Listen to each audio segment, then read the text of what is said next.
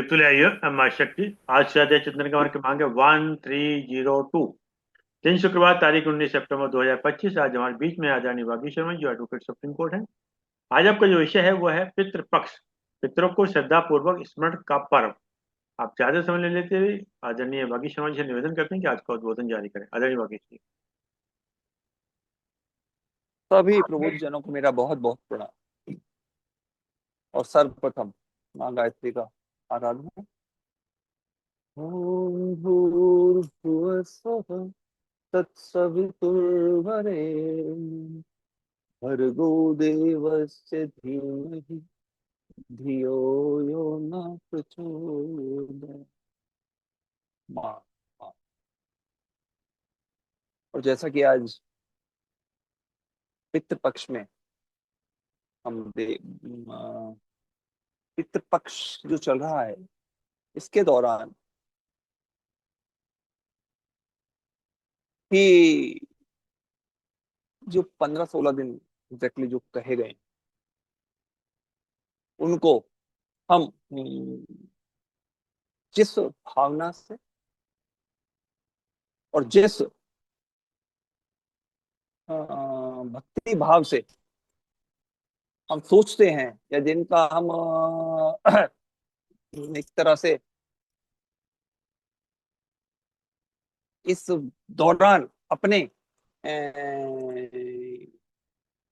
पितरों को, अपने पूर्वजों को याद करते, वो आज वो दिन।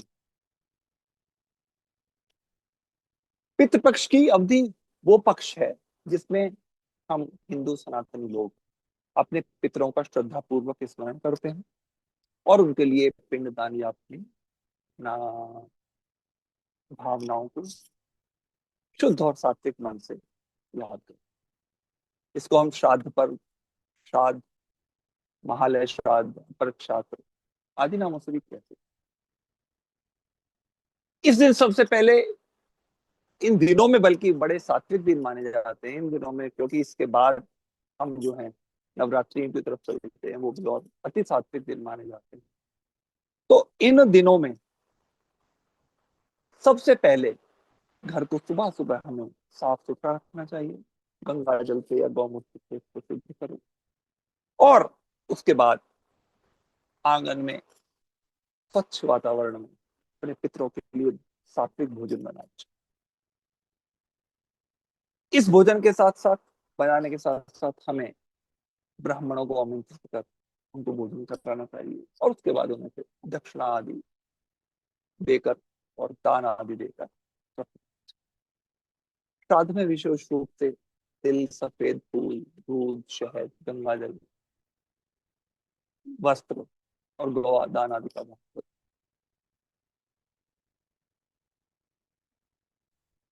इस दौरान तर्पण का विशेष महत्व माना जाता। तर्पण बोले तो अपने जिस भी पितृ का उस दिन श्राद्ध होता है, उसके निमित्त निकाले गए भोजन, वस्त्र इत्यादि को अपने शुद्ध भावना के साथ पहले सूर्य देव को दक्षिण दिशा की तरफ मुंह करके तर्पण करते हैं और उसके बाद उस भोजन को, उस वस्त्र आदि को ब्राह्मणों को, ब्राह्मणी को, जैसे भी होता है उसको अर्पित। भगवान श्री कृष्ण ने गीता जी में कहा है कि अध्याय 9 के का जो श्लोक 25 है, उसमें उन्होंने कहा था कि पितरों को पूजने वाले पितरों को, देवताओं को पूजने वाले देवताओं को, परमात्माओं को पूजने वाले परमात्माओं को ही प्राप्त होगा। यान्ति देवव्रता देवान पितृनान्ति पितृव्रता भूतानि यान्ति भूतेज्या यानि मध्या जिन्होंने। अर्थात मनुष्य को उन्होंने उसी की पूजा करने के लिए कहा है या उसे बताया है कि जिसे वो पाना चाहता है, जिस माध्यम से वो पाना चाहता है। अर्थात यदि आपको परमात्मा को पाना है तो आपको परमात्मा की पूजा करनी है। यदि आपको पितरों को अपने पाना है, उनके माध्यम से आपको उनकी सेवा करनी है, तो उनकी पूजा करनी है। वैसे ये भी कहा गया है कि पितरों को यदि आप तृप्त कर देते तो वो भी आपको भगवान की पूजा की तरह ही आपको संतुष्टि दे। हिंदू धर्म में मार्कंडेय पुराण में श्राद्ध के संबंध में एक कथा विशेष रूप से परिचित कही गई। तो इस कथा में कहा गया था रुचि नाम का एक ब्रह्मचारी साधक, और वो वेदों के माध्यम से, वेदों का पठन पाठन करके, उनका आचरण करके, उनके अनुसार आचरण करके अपनी साधना साधना करते। और इसी बीच में वो बड़ा तपस्वी उसका स्वरूप हो गया था। जब वो 40 वर्ष का हुआ तब उसे ये कुछ ऐसा महसूस हुआ कि जो तेरा जो ये आचरण है, या फिर हम ये कहें कि उसके जो पूर्वज थे, उनके उन्हें उसका ये आचरण शास्त्र विरुद्ध लगा। उनका कहना था कि शास्त्र के विरुद्ध साधना करके आपके जो पितर हैं वो यदि कष्ट भोग रहे हैं तो आपको ऐसे ब्रह्मचर्य का कोई फायदा नहीं। कहा जाता है कि उसको स्वप्न में वो पितर दिखाई दिए और पितरों ने उससे कहा कि बेटा रुचि, ब्रह्मचारी, तुम शादी करवा के हमारे श्राद्ध निकालो, श्राद्ध करो, हमारे पिंडदान करो, हम यहाँ पर बहुत दुखी हो। इस पर वो रुचि ऋषि ब्रह्मचारी बोले कि पितृमहो, वेदों में किया गया, वेदों में कहा गया है कि पितरों मह वेद में कहा गया है कि कर्म कांड का मार्ग जो है श्राद्ध पिंड आदि करना, इससे सही साधना नहीं कहते, इसे तो मूर्खों की साधना। तो फिर आप क्यों मुझे इस गलत शिक्षा में दे रहे हैं, या इस रास्ते को क्यों बता रहे हैं? इस पर पितरों ने कहा कि बेटा आपकी बात बिल्कुल सत्य है कि वेदों में पितृ पूजा या भूत पूजा के साथ साथ देवताओं की पूजा को भी अविद्या की संज्ञा दी है, क्योंकि वो वेद कहते हैं परम पिता परमात्मा है। पूर्वज पूजा की प्रथा विश्व के अन्य देशों की भांति हमारे यहाँ बहुत प्राचीन। यह प्रथा यहाँ वैदिक काल से प्रचलित रही है और विभिन्न देवी देवताओं को भी वैदिक ऋचाओं के अनुसार पितरों की श्रेणी में माना गया है, या फिर पितरों को उन देवी देवताओं के माध्यम से मृत्यु के मार्ग में प्रशस्ति दे जाए। पितरों का आह्वान किया जाता है और वे अपने वंशजों को धन धान्य और समृद्धि प्रदान। पितरों की आराधना में ऋग्वेद में अनेक ऐसी ऋचाएं लिखी हुई हैं जिनके द्वारा पितरों का विभाजन बताया गया है, वर अवर मध्यम वर्ग में किया गया है, और इसी सब वर्गीकरण के आधार पर पितरों की बाद में जो दिवंगत पितर हैं उनका अंतरिक्ष में कैसा वास होता है। ये संस्कार प्रॉपर ढंग से करने वाले पितर को प्रथम श्रेणी में, द्वितीय श्रेणी में, और निम्न कर्म करने वालों को तृतीय श्रेणी में रखा गया। और ऐसे ये तीनों विभिन्न श्रेणियों के लोगों को अपना कार्य वहां पर फिर करना होता है, जिससे कि पूर्ण करने के बाद वो मृतात्मा को अपनी यात्रा पूर्ण मांगे। ऋग्वेद में तो अग्नि से ये अनुनय विनय किया गया है कि वे मृतकों को पितृलोक तक पहुंचाने में सहायक हो। अग्नि से ये भी प्रार्थना की जाती है कि वह वंशजों के दान पितृगणों तक पहुंचाकर मृतात्मा को विभिन्न योगनियों में भटकने से उनकी रक्षा कर। ऐसे ही अग्नि का उल्लेख उस रूप में किया जाता है कि जिसकी सहायता से मनुष्य स्वर्ग तक पहुंचता है मृत्युपरांत, और स्वर्ग के आवास में पितृ चिंता रहित हो, शक्तिशाली रहो और आनंद रूप से धारण करें, आनंदमय रूप से वहां पर रहें। उसके लिए आवश्यक है कि पृथ्वी पर उनके जो वंशज हैं वो सुख समृद्धि की प्राप्ति के लिए पिंडदान करते रहें और उनको पूजा पाठ के द्वारा तृप्त करें। अन्यथा पितरों के भयावह रूप के बारे में भी कल्पनाएं की गई। दूसरी तरफ पितरों से भी ये प्रार्थना की गई है कि वो अपने वंशजों के निकट आए, उनका आश्रम ग्रहण करें, उनकी पूजा स्वीकार करें और उनके छोटे मोटे अपराधों को क्षमा करते हुए उन पर प्रसन्न। पितरों को हमारे यहाँ एक ऐसे रचयिता के रूप में माना जाता है कि उनके आशीर्वाद से हमारा जो जीवन है, हमारा जो आगामी जीवन है और हमारी जो नित्य प्रति की क्रियाएं हैं वो बिल्कुल सुचारू रूप से चलती है। देखिए, परलोक के दो मार्ग होते हैं, देवयान या पितृयान। और पितृगणों से यह प्रार्थना की जाती है कि वो देव ज्ञान से अपने लिए चले जाएं और हम लोगों को पितृ के रूप में रहकर हमारी सहायता करती है। अनेक संहिताओं में या ब्राह्मणों की बहुत सी ऐसी किताबों में मृत्यु के प्रति यह कहा गया है कि पहला जन्म साधारण जन्म होता है और पिता की मृत्यु के बाद पुत्र में और पुत्र के बाद पौत्र में ये जीवन की निरंतरता चलती रहती है।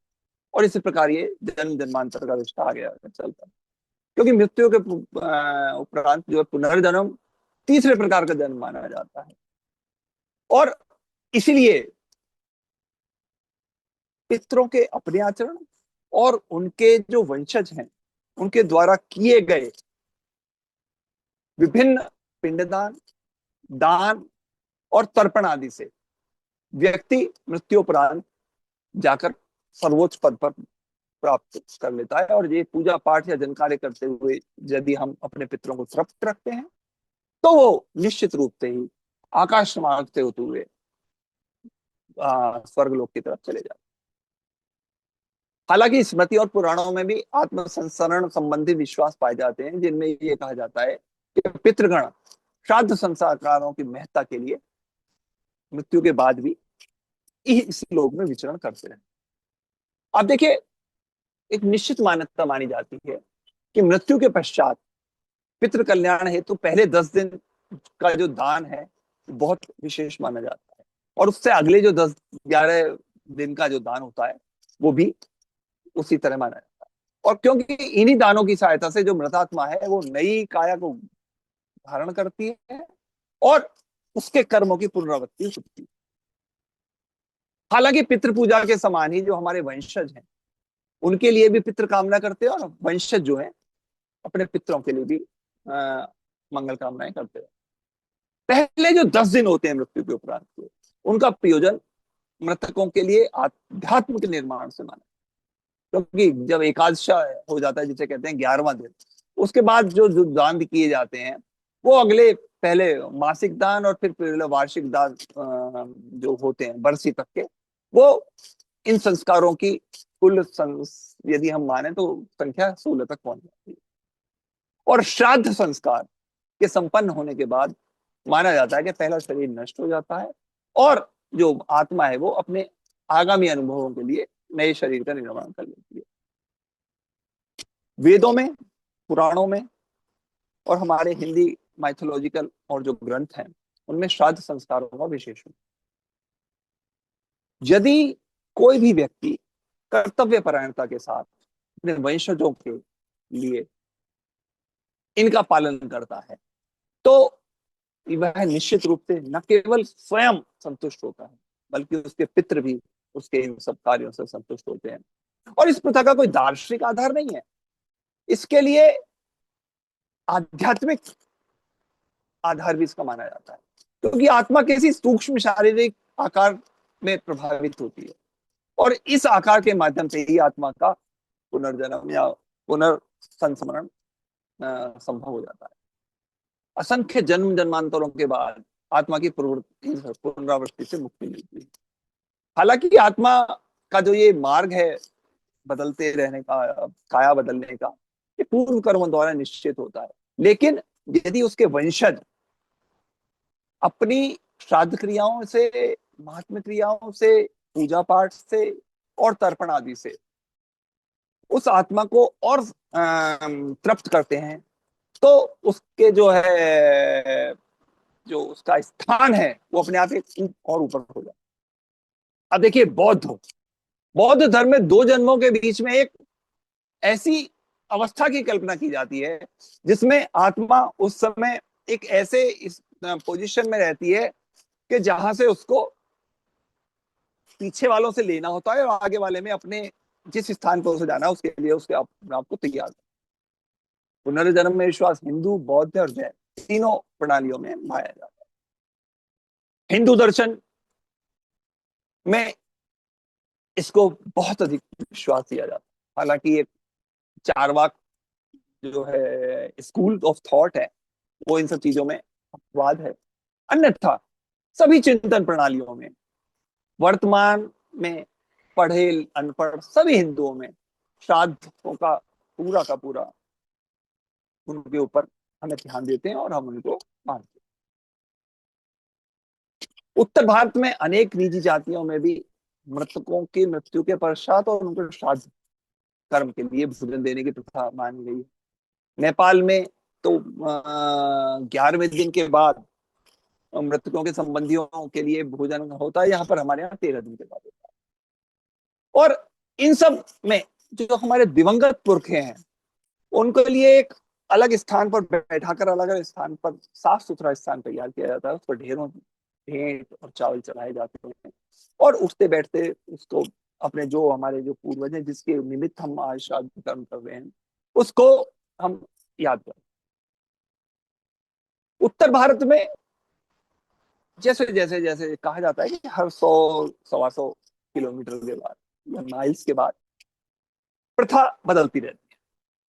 मिर्जापुर बनारस से आगे एक है, वहां पर 5 पत्तलों पर श्राद्ध के दिनों में 5 पत्तलों पर प्रतिदिन भोजन को सजाकर पुरखों को अर्पित किया जाता है और उनसे प्रार्थना की जाती है कि वो उनकी भेंट स्वीकार कर लें और अपने जो वंशज हैं या अपने और जो उनके बाद के जो लोग हैं, पुत्र पौत्र प्रपौत्र हैं, उन पर अपनी कृपा दृष्टि बनाए।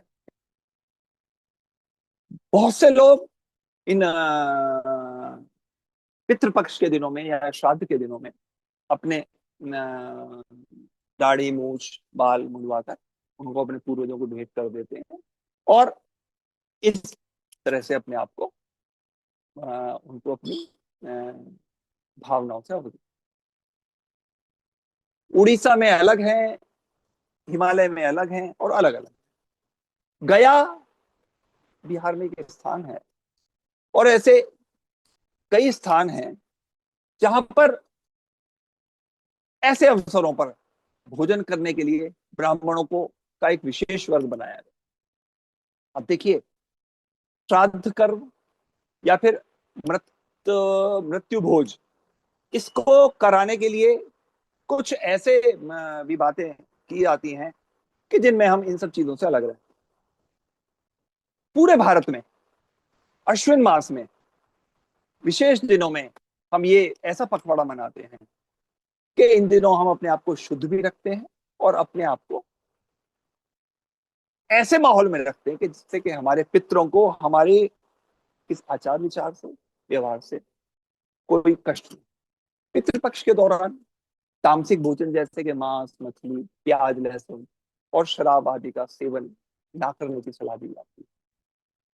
इस सब के बावजूद आप देखिए, इन दिनों में, इन 16 दिनों में शुभ कार्य जैसे कि विवाह, गृह प्रवेश, नए व्यापार की शुरुआत, नए ऑफिस की शुरुआत, नए किसी भी वाहन की खरीद आदि का इन दिनों में निषेध माना जाता है। कुछ लोग जो बहुत अधिक धार्मिक प्रवृत्ति के होते हैं, जिनको स्थिति परिस्थितियां अलाउ करती हैं, वो इन दोनों में बाल कटाने से, नाखून कटाने से या फिर पशु पक्षियों को मारने से, सताने से भी परहेज कर, क्योंकि ऐसा माना जाता है कि इससे पितृ नाराज। जैसा कि मैंने बताया, इन दिनों में न केवल भोजन से परहेज जैसे कि मांस मछली अंडा प्याज आदि से परहेज किया जाता है, इसके साथ साथ कुछ ऐसे भी हैं जैसे चना, मसूर की दाल, चने की दाल, गाजर मूली आदि ऐसी भी कुछ चीजें हैं जिनका सेवन इन दिनों में निषिद्ध माना। पितृ पक्ष के दौरान हम न केवल पिंड दान करें, दान करें, भगवान का नाम लें, बल्कि इन दिनों में हम विवाह, मुंडन, गृह प्रवेश आदि का काम भी ना। इस सब के अलावा इन दिनों में नए वस्त्र, नए जूते, सौंदर्य प्रसाधन खरीदने से भी मनाही की गई है। परिवार के जो बड़े बुजुर्ग हैं, उनसे जो नेक्स्ट टाइम बड़े या नेक्स्ट अगली पीढ़ी के लोग, उनका हमें बिल्कुल उचित सम्मान करें, उनको उचित आदर दें। आदर सम्मान करें या न करें, अपमान हम बिल्कुल, क्योंकि पितृपक्ष में आप अपने पूर्वजों की पूजा करते हैं, पूर्वजों के लिए हम तर्पण करते हैं, उन्हीं के लिए श्राद्ध करते हैं, उन्हीं के लिए दान पुण्य किए जाते हैं, जिससे कि उनकी आत्मा को शांति मिले। और इस शांति के लिए हमें यह भी देखना होता है कि हम दैनिक अपना पूजा पाठ भी करें, भगवान की वंदना भी जारी रखें, और भगवान श्री हरि विष्णु और श्री गणपति महाराज से विशेष हम अनुनय करते हैं कि वो अपने आशीर्वाद से हमारा जीवन भी सही रखें और हमारे पितरों को भी संतुष्ट। श्राद्ध के दिनों में या पितृपक्ष के दिनों में तुलसी माँ का पूजन भी विशेष माना जाता है। पितृपक्ष का जो समय है, भारतीय हिंदू धर्म में, हिंदू धर्म युग सनातन में, पूर्वजों की आत्मा की तृप्ति और उनकी मुक्ति के लिए बहुत ही पवित्र ये 15-16 दिन माने गए, क्योंकि इस दौरान श्राद्ध और तर्पण की विशेष परंपरा है। अब आप इस बार देखिए ना, 7 सितंबर से लेकर और 21 सितंबर तक ये चल रहा। माना जाता है कि इन दिनों में हमारे जो पितृ हैं वो पृथ्वी पर आकर विचरण कर, और उनके द्वारा इन दिनों में अपने जो वंशज हैं उनके द्वारा किया गया तर्पण, उनके द्वारा किया गया पिंडदान, उनके द्वारा की गई पूजा अर्चना, उनके द्वारा तैयार किया गया भोजन, उनके द्वारा दिया गया प्रत्येक ऐसा जो कार्य है जो शास्त्र सम्मत है वो स्वीकार किया जाता है। पितरों के भोजन का एक के साथ साथ उसमें से एक अंश कौवे के लिए भी निकाल कर रखा जाता है। अब आप लोग वैसे तो ज्ञानी हैं, पर आप जानते ही हैं कौवे का ऐसा क्यों करते हैं, क्योंकि पौराणिक मान्यता के अनुसार कौवे का संबंध पितरों से जोड़ा गया है, और शास्त्रों में कौवे को पितृदूत यानी पितरों का संदेशवाहक भी माना जाता है। जब पितृपक्ष में कौवे को भोजन का अंश समर्पित किया जाता है, अर्पित किया जाता है, दिया जाता है, तो यह माना जाता है कि यह भोजन हमारे पूर्वजों तक या पितरों तक पहुंच रहा है। क्योंकि मान्यता है कि यदि श्राद्ध के दिन कौवा अगर भोजन प्राप्त कर लेता है तो हमारे जो पितृ हैं वो प्रसन्न, और जब वो प्रसन्न हो जाते हैं तो वो हमें आशीर्वाद देते हैं और हमारे घर में परिवार में सुख समृद्धि बनी जाती है। हालांकि इसके पीछे जो अनेक बातें हैं उनमें से एक प्रसंग रामायण में मिलता है जिसे काकासुर कथा के नाम से कहा जाता है। आप सभी लोग जानते हैं कि वनवास के समय भगवान श्री राम और माता सीता चित्रकूट में निवास कर रहे, तभी इंद्रदेव का पुत्र जयंत कौवे के रूप में वहां पर विचरण करता हुआ आया, और उसने सीता माता के पैर में अपनी चोंच से एक घाव कर दिया। इसके कारण माता सीता के पैर में से खून निकलने लगा और वो उन्हें बड़ी पीड़ा हुई। ये देखकर भगवान श्री राम बहुत क्रोधित हुए और उन्होंने पास में पड़े हुए एक तिनके को उठाया और उसको ब्रह्मास्त्र का रूप लेकर कौवे की तरफ फेंक तो दिया। अब कौवा वहां से भाग लिया, और भागते भागते ब्रह्मास्त्र का रूप तो भयभीत होकर वो जो तिनका था वो उसकी आंख में लगा और वो पूरे त्रिलोक में भागता रहा, लेकिन किसी ने भी उसको शरण नहीं ली। जहां भी जाए उसको सब जगह से शरणागत होने से मना कर दिया गया। आखिर में वो थक हार कर भगवान श्री राम के चरणों में गिर पड़ा और क्षमा याचना कर दी। तो भगवान श्री राम ने उसकी प्रार्थना स्वीकार की और बोले कि इस जो मैंने तिनके रूपी बाण को जो छोड़ा है इसे मैं वापस तो नहीं ले सकता, क्योंकि मैं संधान करके मैंने इसे छोड़ा है, लेकिन मैं तुमको इसका एक समाधान देता हूं। भगवान श्री राम ने उस कौवे को यह वरदान दिया कि आज से ये पूरा ये संसार पितृपक्ष में अर्पित होने वाले भोजन का एक अंश तुम्हें भी अर्पित कर। और तभी से ये मान्यता मानी जाने लगी कि कौवे को भी पितृपक्ष में भोजन का एक अंश जरूर देना चाहिए, क्योंकि वही अंश उनको पितरों तक पहुंचा दिया। पितृपक्ष के अनुसार मनुष्य को वैसे भी अपना जीवन बहुत शालीन रखना चाहिए, शांत रखना चाहिए।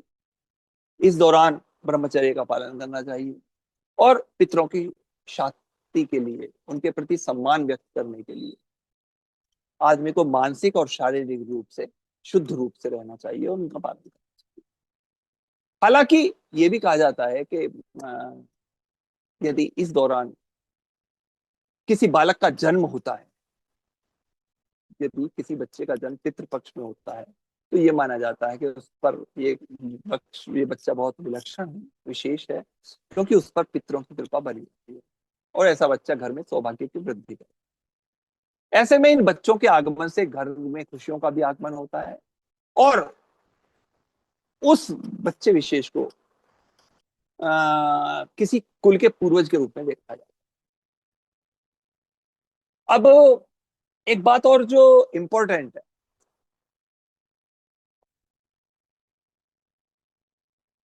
वो ये है, हम पितृदोष या पितरों की संतुष्टि के बारे में बात करते रहे। आपको ये कैसे पता चलेगा या आप ये कैसे जान पाओगे कि पितृदोष आपके ऊपर है या नहीं है, आपके साथ है? हालांकि पितृदोष का जो पता है वो अनेक व्यवहारिक संकेतों से भी पता चलता है, ज्योतिषीय गणना से भी ये पता चल जाता है। यदि आपके परिवार में कुछ दिन से लगातार कोई बीमारी, कोई ना हर कोई बीमार रह रहा है, कोई ना कोई बीमार रहने लगता है, आपका व्यापार में, आपके व्यवसाय में आपको नुकसान हो रहा है, आपके घर में वंश वृद्धि में, संतान वृद्धि में, संतान प्राप्ति में दिक्कत है, कोई बाधा आ रही है, घर में अनसीन प्रॉब्लम्स आ रही हैं, झगड़े हो रहे हैं, या फिर घर के सदस्यों के साथ अचानक दुर्घटनाएं होती हैं, या फिर रात्रि में सोते समय सपनों में उल्टे सीधे सपने आते हैं, पूर्वज दिखते हैं, तो ये माना जाता है कि आपके साथ कोई ना कोई पितृदोष है। हालांकि यदि कुछ जो कर्मकांडी लोग हैं, वो किसी व्यक्ति विशेष की कुंडली में सूर्य और राहु की स्थिति से भी ये बता देते हैं कि पितृ पक्ष या पितृदोष। और रूठे हुए पितरों को मनाने या उस दोष को दूर करने के लिए पितृपक्ष के दौरान या श्राद्ध के दौरान तर्पण, पिंडदान और श्राद्ध करने का जो सिस्टम है, वो इसी का एक अगला रूप मान।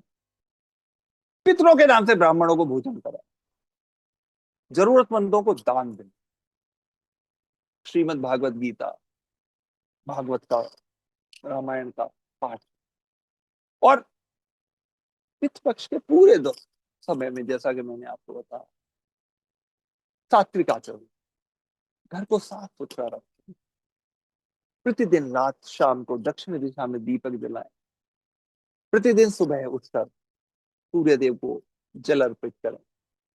पितृपक्ष के दौरान उड़द की दाल, मसूर की दाल या काले नमक, काला चना आदि को निषिद्ध माना गया। मान्यता है कि ये दालें पितरों को अर्पण करने योग्य नहीं होती, इसलिए इनका सेवन नहीं किया चाहिए।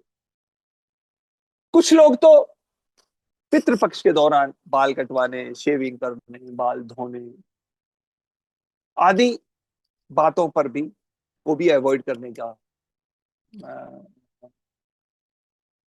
पूछते हैं या कहते हैं या मानते हैं। आहार के संबंध में भी यही कहा जाता है कि इन दिनों में शाकाहारी भोजन करें, प्याज लहसुन से भी बचें। और श्राद्ध में, जिस दिन आपका कोई विशेष श्राद्ध हो, जिस भी दिन, तो श्राद्ध के बारे में जैसा मैंने आपको बताया, जिस भी व्यक्ति या जिस भी प्राणी का की मृत्यु जिस तिथि में होती है, वही तिथि इन 16 दिनों में जिस जब भी आती है, उसी दिन उसका श्राद्ध मनाया जाता है। यदि सपोज किसी की मृत्यु दशमी को हुई है, तो जिस दिन दशमी का श्राद्ध होगा उस दिन उसका श्राद्ध मनाया जाए। श्राद्ध में पंडित जी को दूध की खीर, पूड़ी, चावल, सात्विक सब्जियां खिलानी चाहिए। आप देखते हैं आजकल लौकी, तोरी, भिंडी आदि का बहुत ज्यादा श्राद्धों के दिनों में इनका यूज हो जाता है। साथ साथ पंडित जी को भोजन कराने के बाद वस्त्र, दान, दक्षिणा और पान इत्यादि का भी सेवन कराया जाता है। मुख्य भोजन जैसे कि मैंने बताया, खीर, पूड़ी और सब्जियां या चावल आदि माने जाते हैं। सब्जियों में भी विशेष रूप से कच्चे केले की सब्जी को भी कहा जाता है, या हरी सब्जियां, लौकी, तोरी, भिंडी आदि को। अन्य चीजें जैसे कि कहा जाता है कि दही बड़ा या उड़द की दाल का बड़ा, इमरती आदि से बनी हुई चीजें भी खिलाई जाती। हालांकि मटर या सरसों का इस्तेमाल उसमें करना बहुत अच्छी है। भोजन के साथ साथ गंगा जल, दूध, शहद और तिल भी महत्वपूर्ण है, क्योंकि इन सब चीजों से आत्माएं या फिर हमारे जो पूर्वज तृप्त होते। भोजन हमेशा सात्विक होना चाहिए, सात्विक ढंग से बनाना चाहिए। और सबसे विशेष बात, भोजन आपको घर के स्वस्थ स्वच्छ वातावरण में ही बनाना चाहिए, घर में बनाना चाहिए। और भोजन जिस पितृ विशेष का उस दिन श्राद्ध है या जिसके उस दिन मृत्यु का दिन है, उससे संबंधित या उसकी पसंद की चीजों के अनुसार ही बनाना चाहिए। भोजन बनाते समय किसी पर क्रोध नहीं करना चाहिए, उस दिन झूठ नहीं बोलना चाहिए। और जैसे कि कहा जाता है, पंडित जी को प्रणाम करके उनके चरण स्पर्श करके और विदा करना चाहिए। पितृपक्ष के बारे में हालांकि बहुत सारी कथाएं प्रचलित है, लेकिन कहा जाता है कि पितृपक्ष की परंपरा की शुरुआत महाभारत में दानवीर कर्ण की कथा से मानी जाती है। कहा जाता है कि मृत्यु के बाद कर्ण जब स्वर्ग में पहुंचे तो उनको अन्न की जगह सोना मिला। तो बड़े बड़े हतप्रद हुए कि भाई मैं इसका अन्न की जगह सोने को थोड़ी खाऊंगा, क्या करूंगा। इस पर इंद्रदेव ने बताया कि क्योंकि कर्ण ने, महारथी कर्ण ने, सूर्यपुत्र कर्ण ने जिंदगी भर अन्न या और जल का दान नहीं किया, केवल जब दिया सोने का दान किया, या आपने हीरे जवाहरातों का या आपने आभूषणों का दान किया। इसलिए, और उन्होंने कभी भी अपने पितरों का तर्पण नहीं किया, इसलिए उनको ये यहाँ पर अन्न नहीं प्राप्त। हालांकि क्योंकि कर्ण सूर्यपुत्र थे, इसलिए उनको गलती को सुधारने के लिए 16 दिनों के लिए पुनः पृथ्वी पर भेजा, जहां पर उन्होंने अपने पूर्वजों का श्राद्ध कर्म किया, पिंडदान किया, तर्पण। और इन 16 दिनों में उन्होंने अपने पूरे, मतलब जो पहले दिन से लेकर, प्रतिपदा से लेकर और पूर्णमास, पूर्ण अमावस्या तक के 16 के 16 दिन उन्होंने पिंडदान और पितृपक्ष के लिए उन्होंने कार्य किए। और इस सब के बाद जब उन्होंने ये सब 16 दिन के अवधि में किया, तो उसके बाद उनके पितृ तृप्त हुए और उनको पुनः स्वर्ग में गए। अब अब देखिए, इंद्रदेव ने कर्ण को यह बता दिया कि केवल तूने सोने का दान दिया है, पूर्वजों का अन्नदान नहीं दिया है, लेकिन उसके नाम पर तर्पण नहीं किया, और ये भेज दिया गया। जब उसने अपनी गलतियों को सुधार किया, 16 दिन तक पितृपक्ष में अपने पितरों को संतुष्ट किया, उनको मुक्ति दिलाने का माध्यम बना, तब यह उसको सबसे मुक्ति। भीष्म पितामह द्वारा भी युधिष्ठिर को ज्ञान दिया गया था, और ये एक प्रचलित कथा है कि भीष्म पिता ने, मैंने युधिष्ठिर को भी पितृपक्ष के बारे में बताया। भीष्म पितामह ने बताया कि सबसे पहले महर्षि निमि हुए थे, जिन्होंने अत्रि मुनि को श्राद्ध का ज्ञान दिया था, और निमि ऋषि ने ही सबसे पहले श्राद्ध किया था। तो इस तरह से यदि हम देखें तो ये कथा ये बताती है कि पितृपक्षों में पितरों को याद करना, और पितरों की याद में अन्न, जल और वस्त्र का दान करना बहुत महत्वपूर्ण है, ताकि वे तृप्त होकर अपने वंशजों को आशीर्वाद दें, और उनके आशीर्वाद से उनके जो आगे वाले वंशज हैं उनके अंदर सुख समृद्धि बनी। इनके अलावा भौतिक या आध्यात्मिक तर्पण करना, संगीत का आनंद लेना और तसल्ली के साथ बैठ, शाम हो या सुबह, बिल्कुल टेंशन नहीं, बैठकर अपने पूर्वजों को, मित्रों के बारे में सोचें, ध्यान लगाएं और उनसे बात, क्योंकि इस प्रकार के समय जब हम कार्य करेंगे और इस प्रकार का समय निकालेंगे तो हमें हमारे पितरों से संबंध स्थापित करने में भी, उनके बारे में अपने विचार सोचने भर से ही हमें जो आत्मिक संतुष्टि, आत्मिक जुड़ाव मिलेगा, वो हमें न केवल पितरों से बल्कि हमें परमात्मा की तरफ भी एक कदम आगे।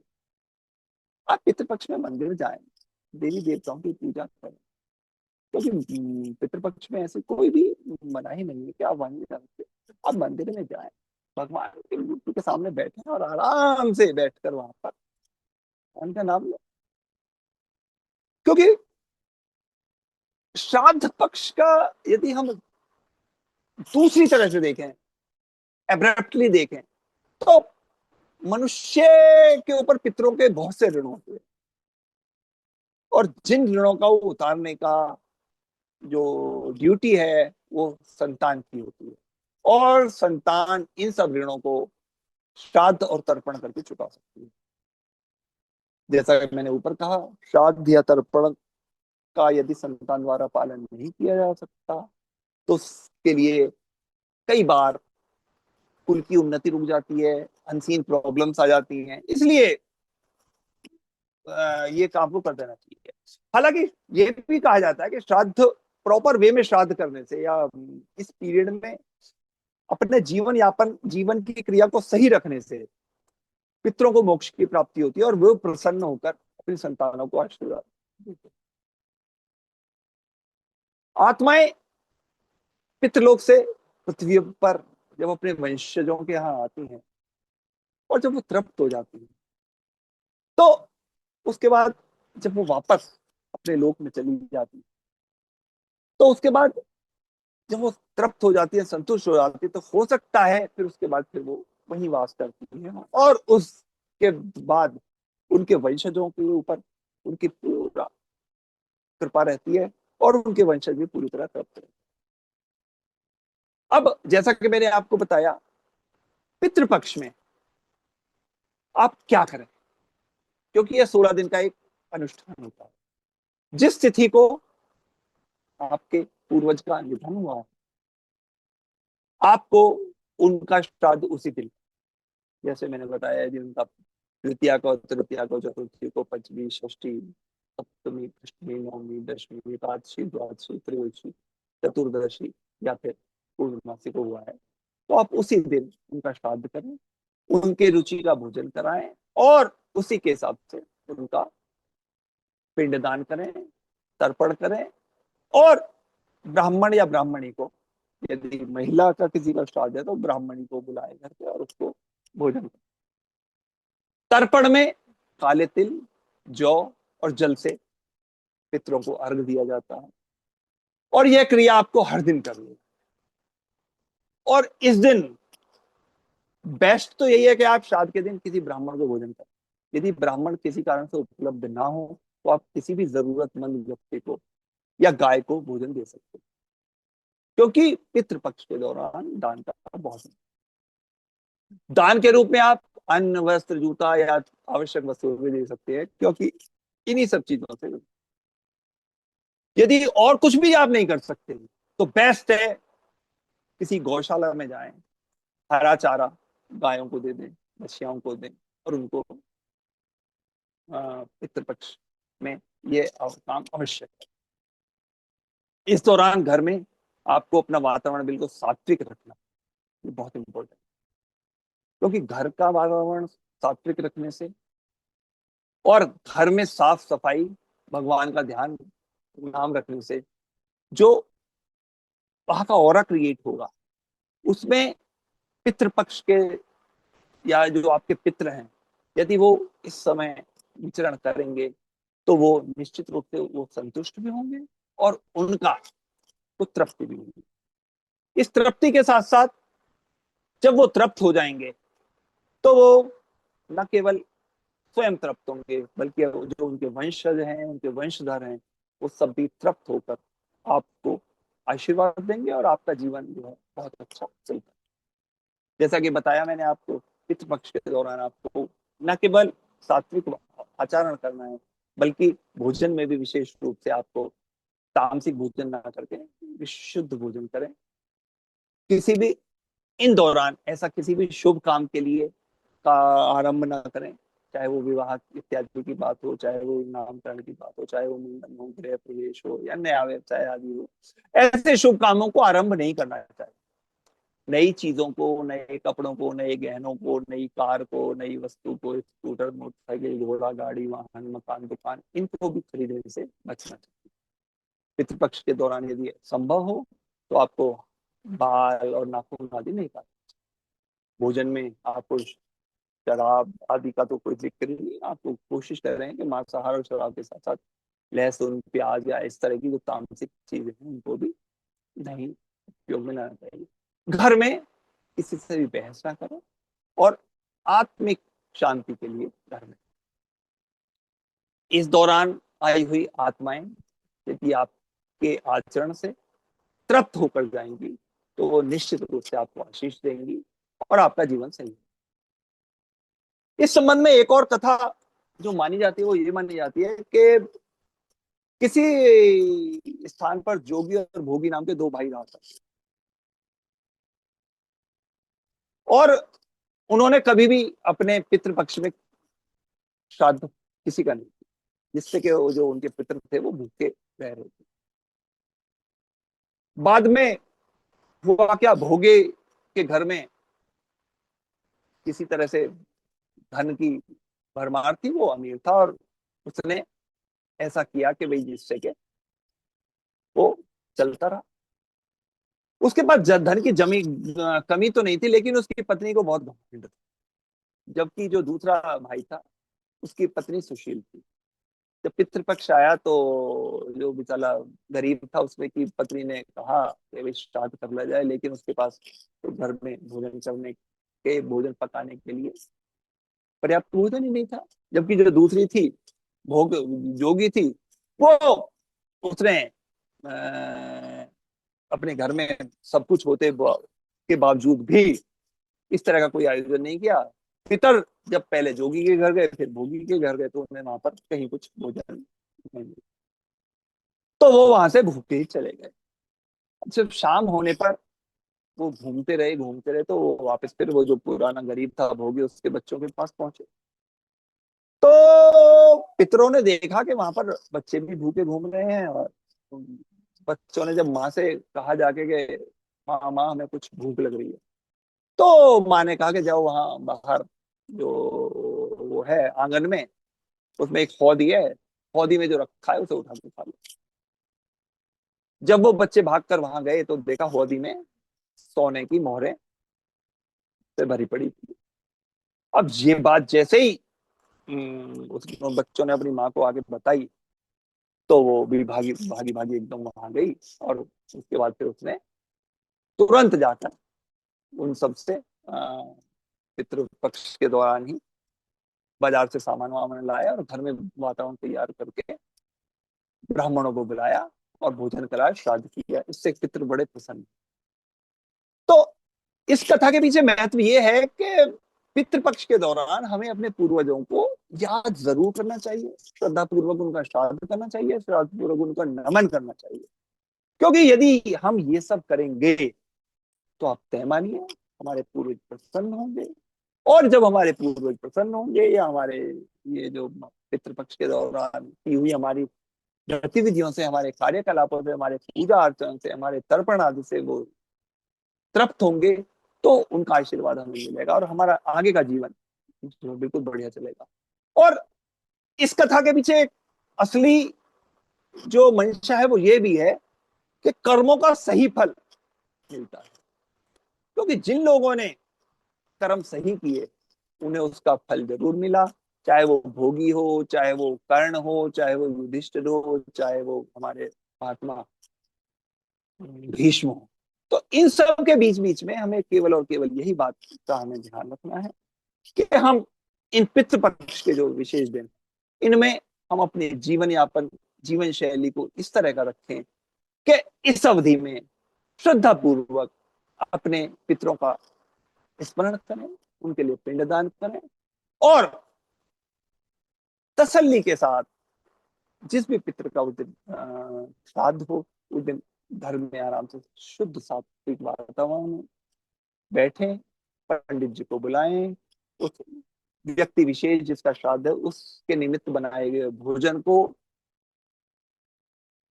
रखें, पंडित जी को उसे अर्पण करें, और उसमें से एक हिस्सा कौए के लिए, एक हिस्सा गाय के लिए निकाल कर, और उसके बाद फिर पहले पंडित जी को तृप्त करें, उसके बाद पंडित जी को दक्षिणा और दान आदि से तृप्त करें, उन्हें विशेष रूप से उनका चरण वंदन करके उन्हें विदा करें।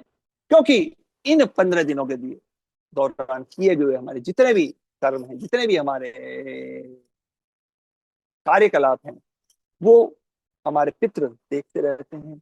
और जब पितृ हमारे इन सब से हमारे कार्यकलापों से, हमारे कर्म कांड से प्रसन्न हो जाते हैं, तो फिर वो निश्चित रूप से हमें भी प्राप्त करते हैं और हमें संतुष्ट करते हैं। इन्हीं शब्दों के साथ मैं आज अपनी वाणी को विराम देता हूँ।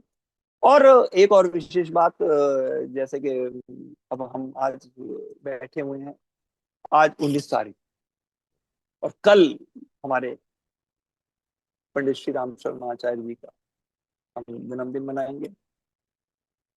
हमारा ये जो पटल है, ये वास्तव में इसके पीछे जो बेस है, इसके पीछे जो फाउंडेशन है, इसकी जो मेघा है, वो पंडित श्री राम शर्मा आचार्य जी के ही हमारे विचार हैं, उनके संस्कार हैं, उनके दिशा निर्देश हैं। तो हम अब देखिए 1911 में मेरे ख्याल से उनका जन्म हुआ, 20 सितंबर 1911।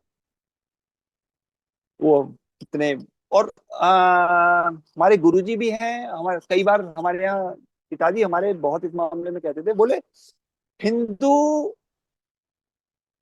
प्रचार प्रसार, हिंदू धर्म के प्रचार प्रसार, सनातन के प्रचार प्रसार के लिए जितना साहित्य आचार्य जी ने लिखा है, संभवतः किसी ने नहीं लिखा, और जितना सरल रूप से उन्होंने लिखा है, जितना लिखा है माता जी और गुरु जी ने, आचार्य जी ने जितना लिखा है, उतना इस पृथ्वी पर किसने लिखा है। ऐसे युग ऋषि का कल हम जन्मदिन मनाएंगे।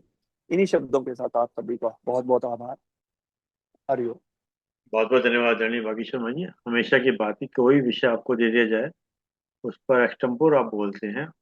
पूरी माँ सरस्वती की अनुपम कृपा आपके ऊपर हमेशा रहती है, और किसी की तो मेरे ख्याल से कोई जिज्ञासा नहीं होगी। एक प्रश्न जरूर बनता है कि जैसे हम पितरों को करते हैं, तो मरने के बाद कुछ समय पश्चात तो रीबर्थ हो जाता है ना, तो हो सकता है कि हम भी किसी के पितर होंगे।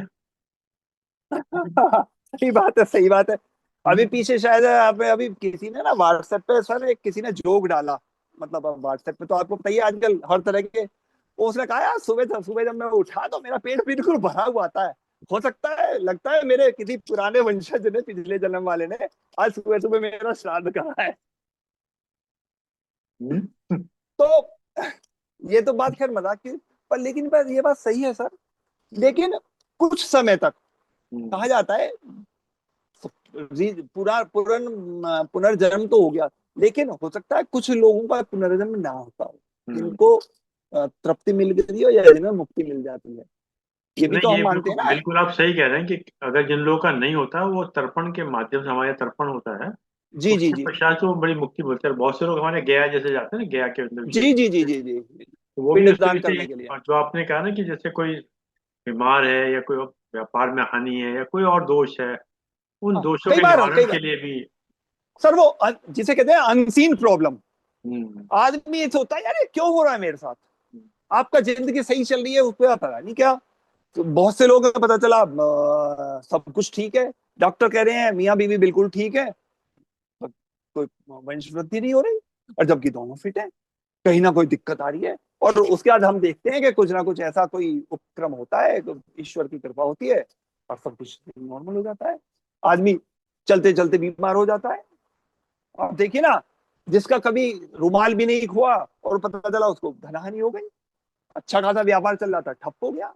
तो ये कुछ इन चीजों के पीछे ये माना जाता है कि, और इन्हीं सब पीछे के पीछे आदमी ना, देखिए सर, मानते तो सब है, जब सिर पे पड़ती है ना कई बार तब पता तभी चलता तभी है, तभी लगता है वो। तभी आदमी को पता। और वास्तव में अब उससे पहले देखिए तो चौधरी साहब वो आगे, उससे पहले तो हाँ कुतर कुतर करता रहेगा। हाँ, कुतर्क मानता है। तो पर मैं कह रहा हूँ सर, हिंदू धर्म हो, मंत्र हो, तंत्र में ना पड़े, यदि आप केवल और केवल पूजा ना अर्चना करते हैं तो आपका कभी भी कोई ऐसा अहित नहीं होता, और ना ही इनके कोई ऐसे इफेक्ट्स आते हैं कि जिनसे कि हमारे ऊपर कोई उल्टा इफेक्ट जाए।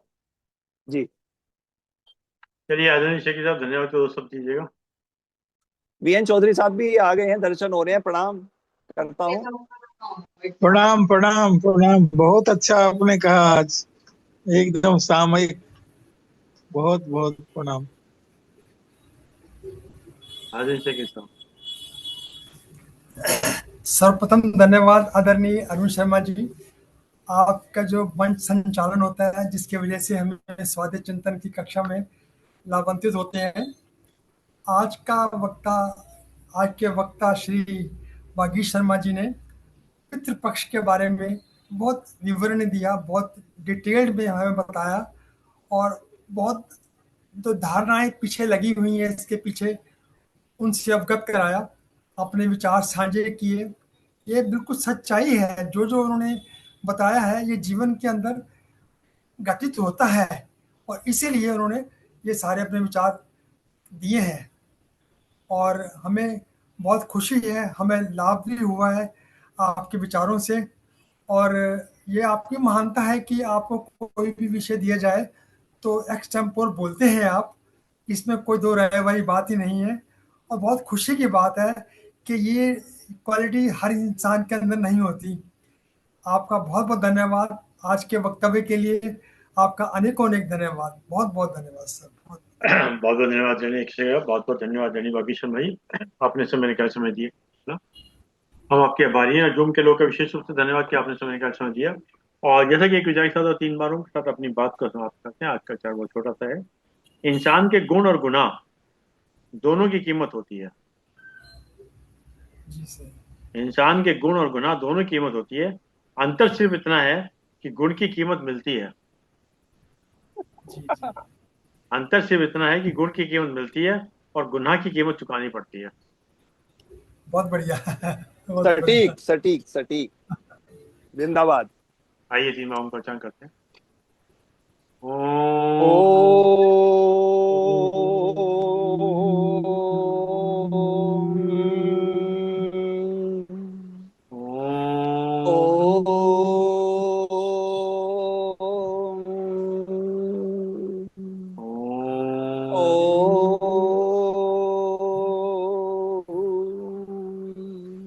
शांति शांति शांति शांति शांति। शांति। सभी को प्रणाम। हरिओम। प्रणाम प्रणाम प्रणाम।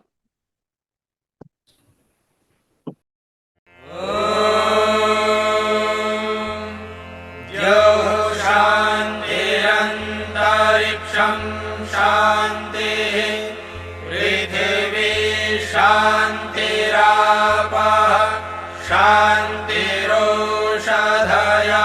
शान्तिः वनस्पतयः शान्तिर्विश्वे देवाः शान्तिर्ब्रह्म शान्तिः सर्वं शान्तिः शान्तिरेव शान्तिः सा मा शान्तिरेधि। ॐ शान्तिः शान्तिः शान्तिः।